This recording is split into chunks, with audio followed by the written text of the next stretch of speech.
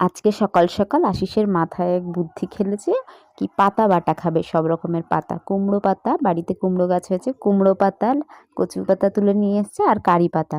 তো 3টে পাতা একসাথে দিয়ে খুব সুন্দর করে পরিষ্কার করে ধুয়ে নিল।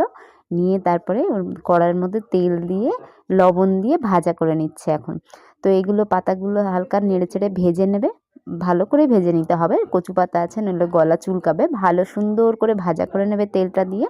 তারপরে রসুন, কাঁচা লঙ্কা, পাকা লঙ্কা, কালো জিরে সব একসাথে দিয়ে বাটা মানে ভেজে নিল সব। তারপর আবার পাতাটা একসাথে দিয়ে সব কিছু একসাথে ভাজা করে নিয়ে তারপরে শিলের মধ্যে সুন্দর করে বেটে নিলাম এটা।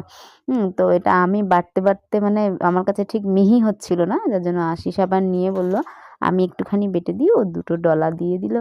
তো যাই হোক, খুব সুন্দরভাবে রেডি হয়ে গেছে এই যে এই কুমড়ো পাতা